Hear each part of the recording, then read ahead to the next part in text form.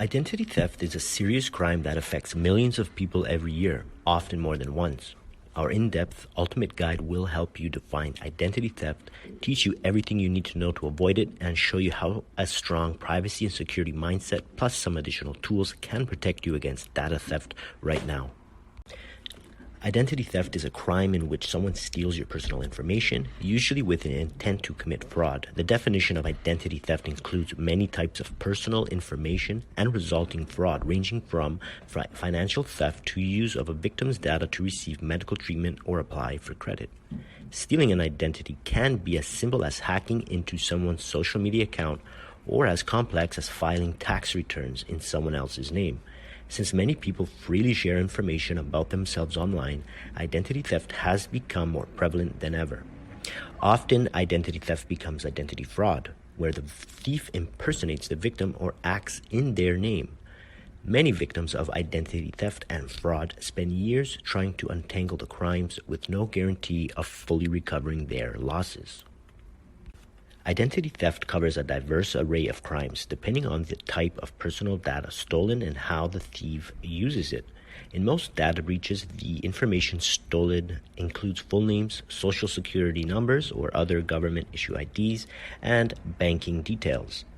As for what constitutes identity theft, most instances of these crimes fall into one of several broad categories. So let's take a look at them right now. Financial identity theft is the most common and straightforward type of identity theft because it happens anytime someone uses a victim's information to fraudulently obtain money. It's also one of the most damaging types of identity theft as it represents a direct loss to the victim. The following examples are just a few ways that financial identity theft can happen, depending on the information they steal and what they want to do with it. A financial identity thief could log into your bank account and transfer money elsewhere, add their name to your bank account in an account takeover, file fraudulent tax paperwork and receive your tax return, obtain loans or other credit in your name, make purchases with your credit card or other financial information. All identity theft is criminal, but criminal identity theft refers to a situation in which someone assumes your identity to avoid legal consequences. Usually this happens when somebody gives false information to the police when they're arrested.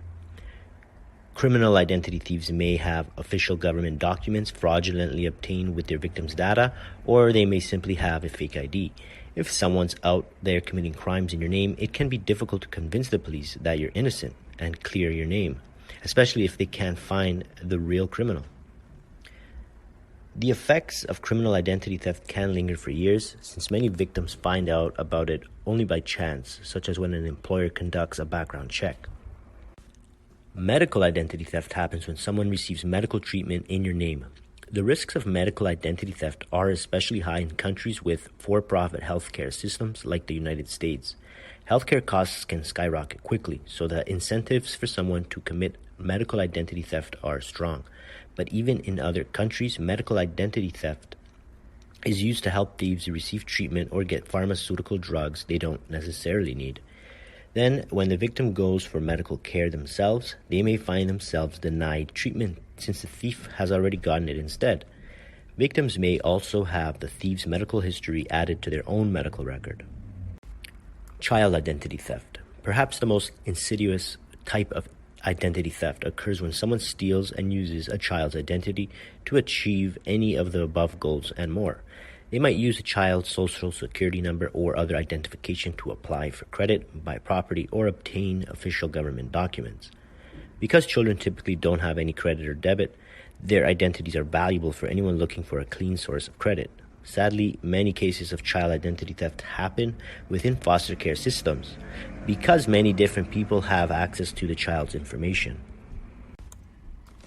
Absolutely. Like with most identity theft is an illegal criminal act. And since identity theft often happens over the internet, it's a type of cybercrime as well, meaning these days identity thieves are cybercriminals. Identity thieves want your sensitive information so that they can use it to hijack your accounts, buy goods or services, apply for loans, and other credit, obtain legal documents in your name, get out of jail, and all sorts of other misdeeds. The internet makes it incredibly easy for the identity thieves to get the job done. Whether it's on social media or an e-commerce website, we eagerly pump out information about ourselves all the time. Our hometowns, jobs, relationships, birthdays, and more are all sitting exposed in the public sphere, waiting to be used against us. Data breaches or data leaks happen when hackers steal sensitive data from a company's servers or database. If the hackers can crack the company's security and access user or customer data, which depending on the company they target, can include the social security numbers, other ID numbers, passwords, addresses, passport numbers, credit card info, and so on, they can sell this data to identity thieves. Data brokers, companies who collect and sell people's personal information, are frequent targets for data breaches.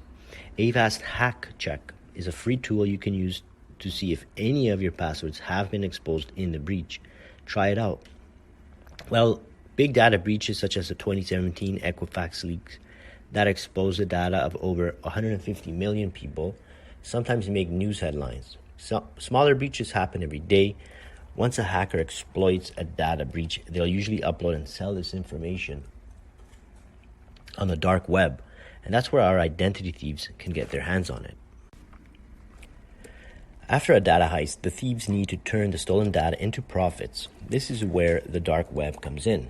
The dark web is a part of the internet that you won't find your everyday Google searches because you need special software, such as the Tor browser, to access it.